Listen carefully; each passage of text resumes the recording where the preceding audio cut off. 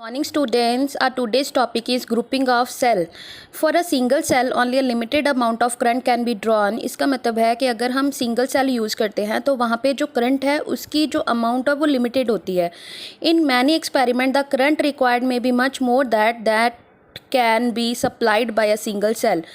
तो कुछ एक्सपेरिमेंट्स में हम देखते हैं तो जो करंट होता है वो हमें ज़्यादा चाहिए होता है जितना एक सिंगल सेल से होता है in order to have a large value of current.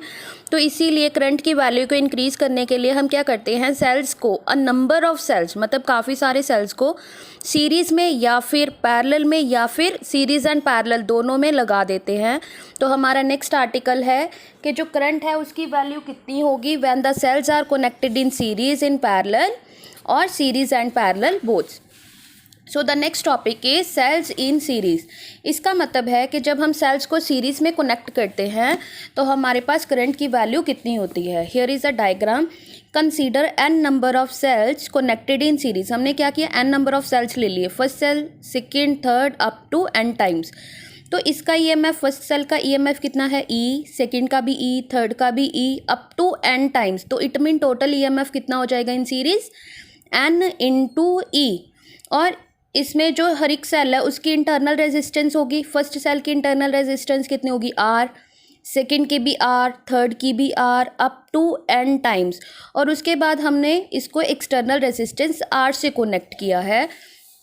So here when the cells are connected in series the total EMF of the series combination is equal to the sum of EMF of the individual cells. इसका मतलब है कि जब हम sales को series में connect करते हैं तो जो टोटल EMF है सीरीज़ कॉम्बिनेशन में तो वो किसके इक्वल होएगा, sum of EMF of individual cells. मतलब अलग अलग सेल्स का जितना EMF है उन टोटल सभी के EMF के इक्वल होगा.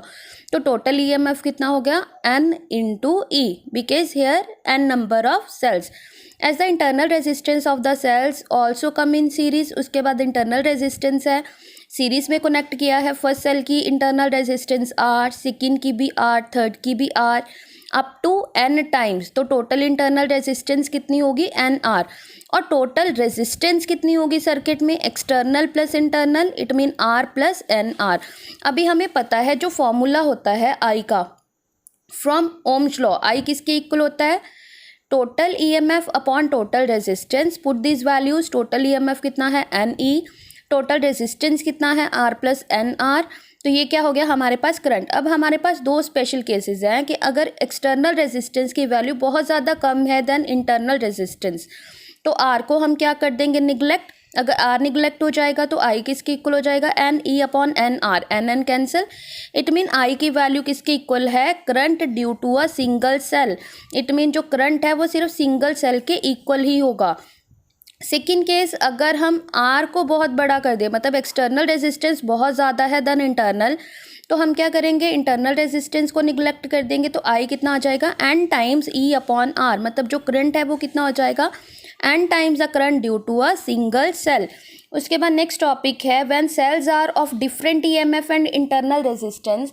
इसका मतलब है कि अगर हम दो सेल्स लेते हैं उनका EMF and internal resistance different है तब हमारे पास ई आई की वैल्यू कितनी होगी. तो as we know terminal potential किसके इक्वल होता है, E M F minus I R. For first cell V one किसके इक्वल हो जाएगा, E one minus I R one. और वी टू कितने हो जाएगा, E two minus I R two. अब नेट पोटेंशियल किसके इक्वल होएगा, V is equal to V one plus V two. क्योंकि हमें पता है जब हम सेल्स को सीरीज में कनेक्ट करते हैं तो वहाँ पे पोटेंशियल डिफरेंट होता है but current remains the same.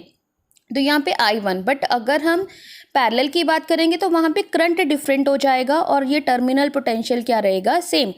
तो दोनों की वैल्यूज पुट करेंगे, हमारे पास v की वैल्यू आ जाएगी E one plus E two minus I R one plus R two. तो v होता किसके इक्वल है, e माइनस आई आर. तो e is equal to E one plus E two. अगर इसके साथ कंपेयर करेंगे तो e किसके इक्वल आ जाएगा, E one plus E two, और r किसके इक्वल आ जाएगा, R one plus R two. उसके बाद हमारे पास फॉर्मूला होता है आई किसके इक्वल है, E upon R plus R. तो ई की जगह हम ई की वैल्यू पुट कर देंगे और आर की जगह आर वाली वैल्यू पुट कर देंगे. तो हमारे पास ई किसके इक्वल आ गया, E one minus E two. तो आई किसकी इक्वल है, जो अभी किया था E1 minus E2 upon R plus R1 plus R2। Next is cells in parallel. अगर हमने पैरेलल में सेल्स को कनेक्ट किया है, now consider m number of cells connected in parallel. हमने क्या किया, m नंबर ऑफ सेल्स लिए उनको पैरेलल में कनेक्ट कर दिया। अब हम जानते हैं कि जब हम पैरेलल में सेल्स को कनेक्ट करते हैं तो वहाँ पे EMF क्या रहता है, सेम। तो टोटल EMF कितना हो जाएगा यहाँ पे E, but total internal resistance कितनी होगी पैरेलल में, पैरेलल की बात हो रही है तो इंटरनल रेजिस्टेंस होगी 1/R plus 1/R plus 1/R up to m times. तो it mean total internal resistance हो जाएगी 1/R dash is equal to up to m times. तो रेशो लेके जब हम सॉल्व करेंगे तो 1/R डैश आ जाएगी हमारे पास m/R। रेसिप्रोकल करेंगे तो R डैश कितना आ जाएगा, R/m। अब फॉर्मूला में दोनों वैल्यूज पुट कर देंगे, total EMF upon total resistance. तो आई की वैल्यू कितनी आ गई हमारे पास, E/R प्लस R/m। सेम दोनों केसेस, फर्स्ट केस में if R is very very greater than R/m, अगर इसकी वैल्यू बहुत ज़्यादा है तो इसको निगलेक्ट कर देंगे तो आई किसकी इक्वल आ जाएगा, E/R, current due to a single cell. But अगर इसमें देखो ऑपोजिट हो रहा है कि अगर एक्सटर्नल रेजिस्टेंस बहुत बड़ी है तो करंट किसके इक्वल हो जाएगा, current due to single cell. But अगर एक्सटर्नल रेजिस्टेंस बहुत ज़्यादा स्मॉल है तो हमारे पास करंट कितना आ जाएगा, m टाइम्स E/R।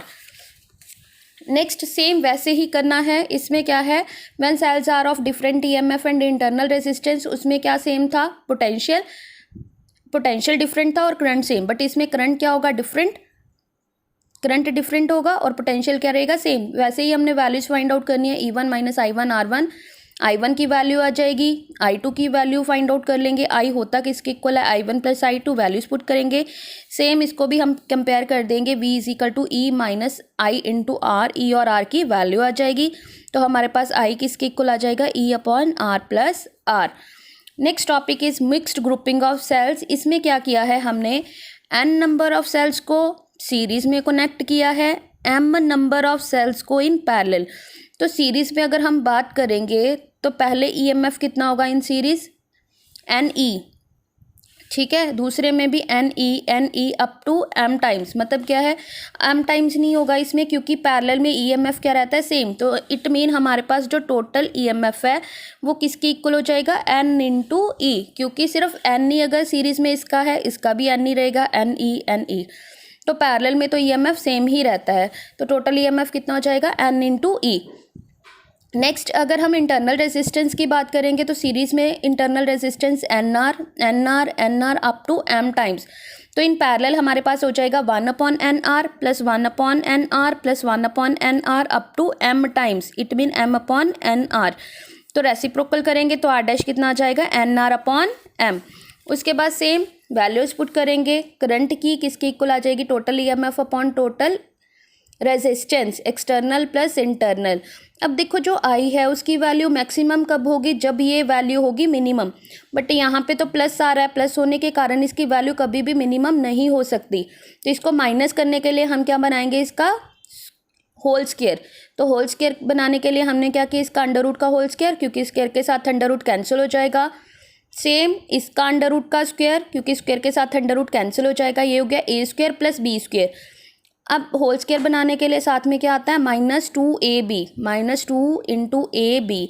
बट जो टर्म हमने खुद से माइनस की है उसी को ही ऐड करेंगे। तो ये तो बन गया होल स्क्वायर, साथ में क्या आ गया, +2 √mr √nr। अब 2 कभी भी ज़ीरो नहीं हो सकता, but this term can be zero. अगर ये ज़ीरो की इक्वल है तो इट मीन mr किसकी इक्वल आ जाएगा, nr की इक्वल। और हमारे पास r की वैल्यू कितनी आ जाएगी, nr/m। Next topic we will discuss in our next lecture. Thank you. Have a nice day.